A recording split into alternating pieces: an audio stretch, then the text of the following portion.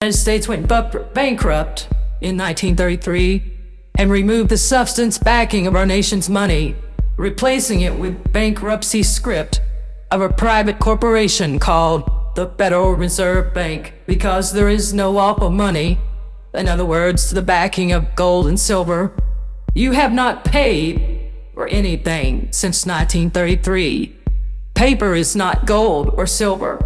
The government taxes what it has created.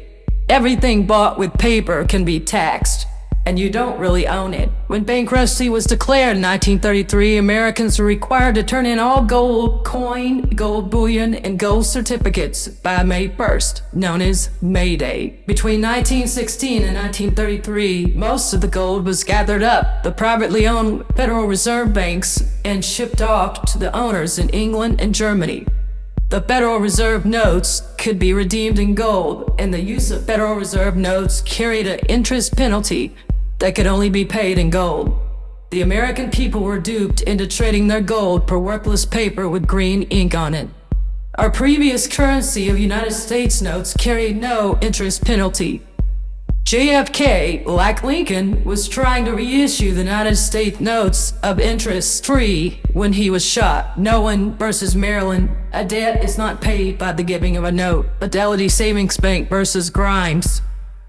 A note is only a promise to pay and not payment. Banks don't keep cash in checking accounts, and they don't transfer currency or coin when acting on a check's instructions. The giving of a note does not constitute payment. Eckhart versus Commissions. Raines versus State. Legal tender notes are not good and lawful of the United States. Then in 1910, basic plan for the Federal Reserve Act drafted at a secret meeting. The 7 men who attended the representative estimated 1/4 of the total wealth of the world. And in 1913, April 8th, the 17th Amendment ratified, allowing power reserved to the states to be passed into the hands of a new form of federalism. This act set the stage for the complete change of the federal government from a constitutionally guaranteed Republican form to a democracy, and set the stage for the hostile corporate takeover of the U.S.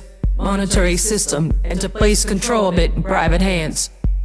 Then on December 22nd and 23rd, the Federal Reserve Act, creating the Federal Reserve Private Corporation, which is not a federal agency. Central banks signed into law by Woodrow Wilson, who said, "I have unwittingly ruined my country." 1933, March 9th, the United States Corporation went bankrupt, and it was declared so by President Roosevelt.